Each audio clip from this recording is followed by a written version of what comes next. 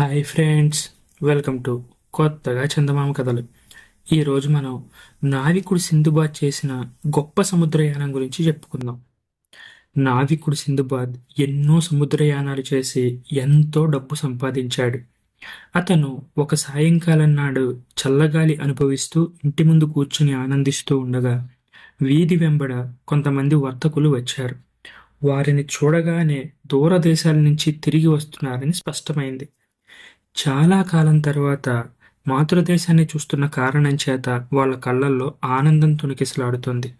ఈ ఆనందం దేశంలోనే ఉండిపోయినవాడు అనుభవించలేడు. దీంతో సింధుబాద్కు మళ్ళీ దేశాటన మీద మనసు పోయింది. సింధుబాద్ వెంటనే వర్తకానికి అవసరమైన సరుకులు విరివిగా కొని వాటితో బసరా చేరుకున్నాడు. అక్కడ ఒక పెద్ద ఓడ ప్రయాణానికి సిద్ధంగా ఉంది. ఓడలో సింధుబాద్ లాంటి వర్తకులు, రాజప్రయాణికులు కూడా ఉన్నారు. సింధుబాద్ సరుకులు కూడా ఆ ఓడలో వేయించి అందులో ఎక్కి బయలుదేరాడు. కొత్త కొత్త విశేషాలు చూసి ఆనందిస్తూ సరుకులు అమ్ముతూ కొంటూ ఒక దేశం నుంచి మరొక దేశానికి, ఒక నగరం నుంచి మరొక నగరానికి వారు ప్రయాణం సాగించారు. కానీ ఒకరోజు వారందరూ ఓడపై నిశ్చింతగా విశ్రాంతి తీసుకుంటున్న సమయంలో ఓడ సరంగు పెద్ద పెట్టున ఆర్తనాదాలు చేస్తూ తన తలపాగా విసిరి కింద కొట్టి ముఖం బాదుకోవడం, గడ్డం పీక్కోవడం వంటివి చేశాడు. వారంతా ఆయన చుట్టూ మూగి ఏంటి సంగతి అని అడిగారు. నాయనలారా, తెలుసుకోండి, మనం దారి తప్పి తెలియని సముద్రంలో ప్రవేశించాం. మనల్ని రక్షించే భారం ఇక అల్లాదే. అందరూ అల్లాని ప్రార్థించండి అన్నాడు సరంగు. ఈ మాట అంటూ ఆయన తెరచాపలను సరిచేయడానికి స్తంభం ఎక్కాడు.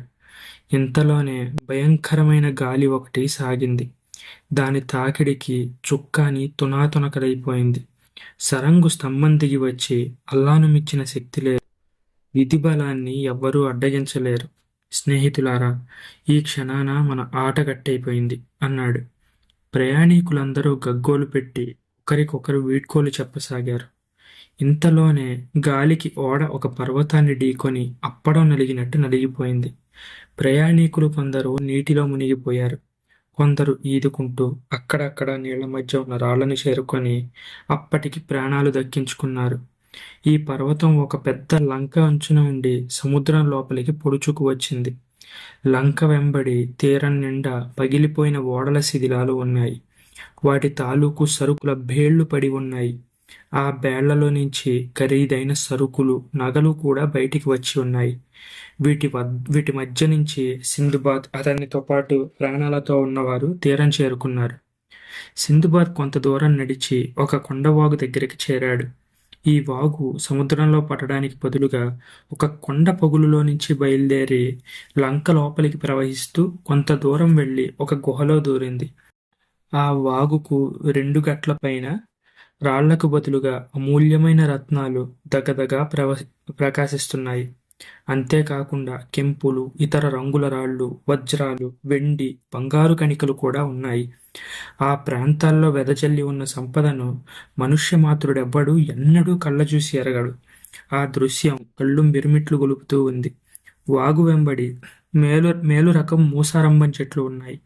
ఇవన్నీ కాక ఈ లంకలో ఒక విచిత్రమైన ప్రవాహం ఒకటి ఉంది. కానీ అది నీటి ప్రవాహం కాదు. కొండల మీద ఉండే అంబరు ఎండవేడికి కరిగి నల్లటి తారులాగా అయ్యి ప్రవాహం కట్టి సముద్రంలోకి పారుతున్నది. సముద్రపు చేపలు ఈ అంబరు ద్రవాన్ని ఆత్రంగా తాగేస్తాయి. కొంతసేపయ్యాక అది వాటి కడుపులో ఇమడక వాంతి అయిపోతుంది. అది నీటిపైన తేలి రంగుమారి గట్టిపడి తృణమణి అయి ఒడ్డుకు కొట్టుకు వస్తుంది. అంబరు ప్రవాహం మూలాన, తృణమణి మూలాన ఈ లంక అంతటా చక్కటి సువాసనలు ఉన్నాయి. ఇంత సంపద ఇక్కడ ఉండి కూడా మానవుడికి దీన్ని అనుభవించే గీత లేదు. ఎందుకంటే ఈ ప్రాంతాలకు వచ్చిన నావ భగ్నమై తీరవలసిందే తప్ప తిరిగిపోయే సమస్య లేదు. అందుచేత ప్రాణాలతో ఈ లంకను చేరిన సింధుబాద్ మిగతావారు ఈ సంపద మధ్య దిక్కులేని దరిద్రులైపోయారు. ఎన్నో విందులు చేయడానికి సరిపడే మూల్యం ఉండి కూడా వారు తిండికి అలమటించవలసి వచ్చింది. వారి దగ్గర ఉన్న కొద్ది ఆహారాన్ని ఎంతో న్యాయంగా పంచుకున్నారు. అయితే సింధుబాద్ లాగా ఉపవాసాలకు అలవాటు పడని అతని అనుచరులు కొందరు తమ ఆహారాన్ని 1-2 పూటల్లో తినేసి కొద్ది రోజులకల్లా ఆకలికి మాడి ఒక్కొక్కరుగా చావసాగారు. సింధుబాద్ వాళ్లకు చేయగల సాయం అంటూ ఏమీ లేదు. తన వంతు ఆహారాన్ని మాత్రం పొదుపుగా కొంచెం కొంచెమే, అది కూడా రోజుకు ఒక్కసారే తింటూ వచ్చాడు. బతికున్న వాళ్ళందరూ చనిపోయిన వారిని సముద్రపు తీరాన ఇసుకలో పాతేశారు. శవాలకు కప్పడానికి తగిన బట్టలు అక్కడ బోలెడున్నాయి.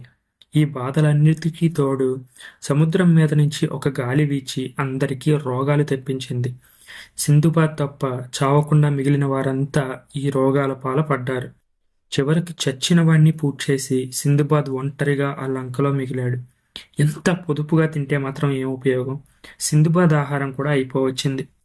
అయ్యో, ఇప్పుడు నేను చనిపోతే నా శవానికి స్నానం చేయించి పాతిపెట్టే వాళ్ళు కూడా లేరే. నేనే అందరికంటే ముందుగా చనిపోతే బాగుండేది అని సింధుబాద్ ఎంతో విచారించాడు. తన కోసం తాను ఒక గొయ్యి తవ్వుకున్నాడు. అవసాన కాలం సమీపించినప్పుడు తను ఆ గోతిలో పడుకుంటే వాయుదేవుడే తనను పూడ్చకపోతాడా అని అతని ఉద్దేశం. సింధుబాద్ విరక్తి చెప్పడానికి లేదు.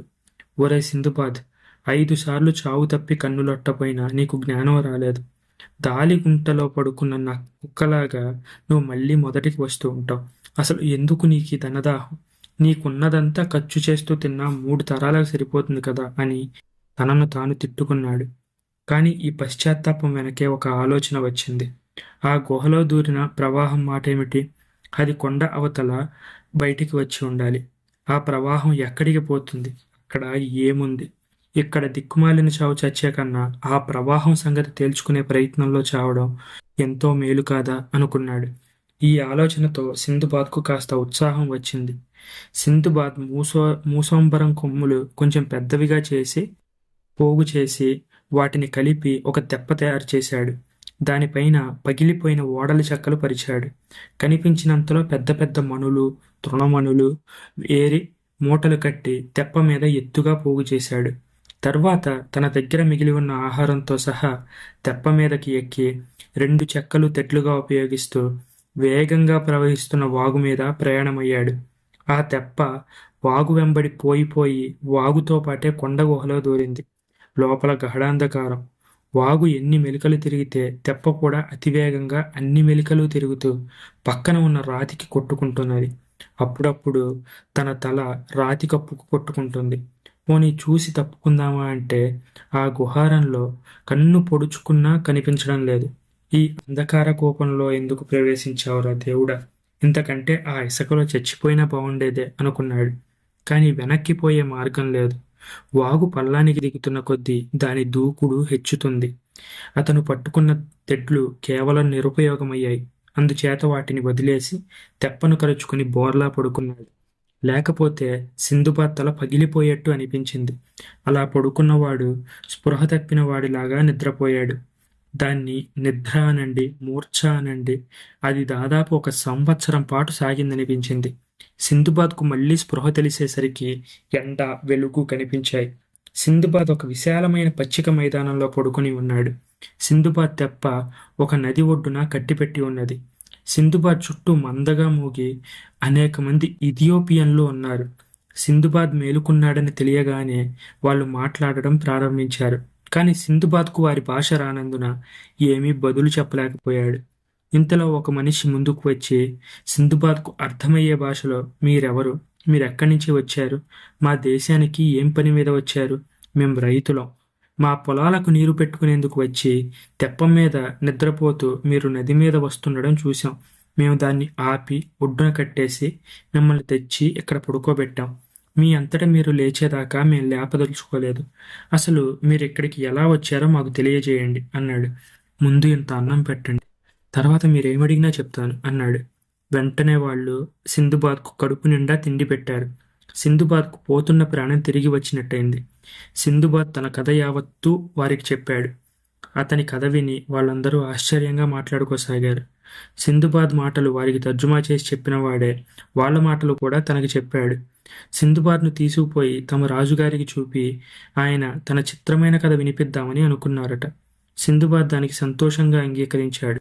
తెప్పను దనపు మూటలతో సహా మోస్తూ వాళ్ళు సింధుబాద్ను రాజుగారి వద్దకు తీసుకుపోయారు. రాజుగారు ఎంతో ఆదరంతో సింధుబాద్కు స్వాగతమిచ్చాడు. ఆయన కోరిన మీదట సింధుబాద్ తన కథ యావత్తు ఆయనకు పూసగుచ్చినట్టు చెప్పాడు. సింధుబాద్ ప్రాణాలతో బయటపడినందుకు ఆయన తనను చాలా అభినందించాడు. సింధుబాద్ తన సంచులు విప్పి తన కష్టాలకు ఎలాంటి ఫలితం లభించింది చూపాడు. సింధుబాద్ తెచ్చిన రత్నాలు, తృణమణులు మొదలైనవి చూసి రాజు ఎంతో మెచ్చుకున్నాడు. ఆయన గొప్ప రత్న నిపుణుడు. సింధుబాద్ ఆయనకు రకానికి ఒక మణి చొప్పున తీసి బహుమతిగా ఇచ్చాడు. ఇందుకు ప్రతిఫలంగా ఆయన సింధుబాద్కు చాలా మర్యాదలు చేసి తనను తన రాజభవనంలో అతిథిగా ఉంచుకున్నాడు. ఆ విధంగా సింధుబాద్ రాజుగారి స్నేహము, ఇతర సామంతుల స్నేహం కూడా సంపాదించగలిగాడు. వారందరూ సింధుబాద్ దేశం గురించి, బాగ్దాద్ పరిపాలన గురించి అనేక ప్రశ్నలు అడిగారు. సింధుబాద్ తన ఖలీఫా హారూన్ అల్ రషీద్ గురించి ఎంతో గొప్పగా చెప్పాడు. అంతా విని రాజుగారు, మీ ఖలీఫా చాలా యోగ్యుడని స్పష్టమవుతుంది. ఆయన పట్ల నాకు గొప్ప స్నేహభావం కలిగింది. అందుచేత నీ ద్వారా నేను ఆయనకు తగిన బహుమతి పంపుదామనుకుంటున్నాను అన్నాడు. అలాగే ఇవ్వండి, తప్పక ఆయనకు అందజేస్తాను. అంతేకాదు, మీరు చాలా యోగ్యులని, స్నేహపాత్రులని, ఆయనతో స్నేహ సంబంధం చేసుకోగలరని కూడా చెప్తాను అన్నాడు. వెంటనే రాజుగారు తాను ఖలీఫాకు పంపదలిచిన బహుమతులు తెప్పించాడు. వాటిలో ఒకటి కెంపు రాయిలో మలిచిన కూజ. అది వేలి మందాన ఉండి అరడుగు ఎత్తుంది. దాని నిండా కాయల ప్రమాణం గల ముత్యాలున్నాయి. మరొక బహుమతి ఒక పెద్ద తివాసి, అచ్చంగా పాము చర్మంతో చేసినది.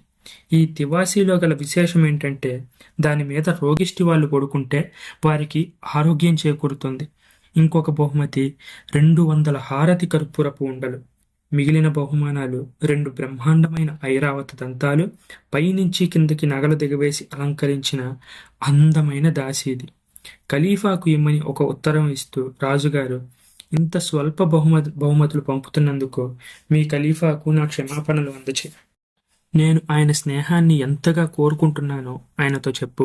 కానీ సింధుబాద్, నువ్వెక్కడే ఉండిపోతే నేను ఇంకా ఎంతో సంతోషిస్తాను. నీకు జీవితమంతా ఏ లోపం జరగనివ్వను. మీ ఖలీఫాకు ఈ బహుమానాలు మరెవరి ద్వారానైనా పంపుతాను. దయచేసి ఉండిపోతానని మాత్రం చెప్పు చాలు అన్నాడు. అప్పుడు సింధుబాద్, మహారాజా, దయచేసి మీరు నన్ను మన్నించాలి. త్వరలోనే బస్రాకు ఓడ బయలుదేరుతుంది. నా దేశాన్ని, నా భార్యని, నా పిల్లలని, నా కుటుంబాన్ని, బంధుగణాన్ని చూడాలని నాకు ఎంతో ఆత్రంగా ఉంది. నన్ను వెళ్ళనివ్వండి. కానీ మీ మేలు మాత్రం నేను నా జన్మలో ఎప్పటికీ మరువలేను అన్నాడు. సింధుబాద్ను బలవంతాన ఉంచేయాలన్న ఉద్దేశం కూడా ఆయనకు లేదు.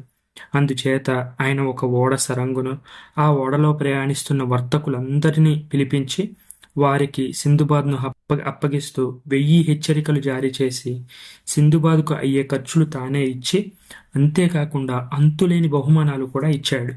అవన్నీ ఇప్పటికీ సింధుబాద్ దగ్గరే ఉన్నాయి. సింధుబాద్ రాజుగారి వద్ద, ఇతర మంత్రుల వద్ద సెలవు తీసుకొని ఓడ ఎక్కి దేవుడి కరుణ వల్ల నేరుగా బసరా చేరాడు. అక్కడి నుంచి బాగ్దాద్కు వచ్చేశాడు. ఓడ దిగుతూనే ముందు తన ఇంటికి కూడా వెళ్లకుండా రాజభవనానికి వెళ్ళాడు. ఖలీఫా దర్శనం చేసుకుని ఆయనకు ప్రణామాలు చేసి రాజుగారిచ్చిన ఉత్తరాన్ని అందించాడు.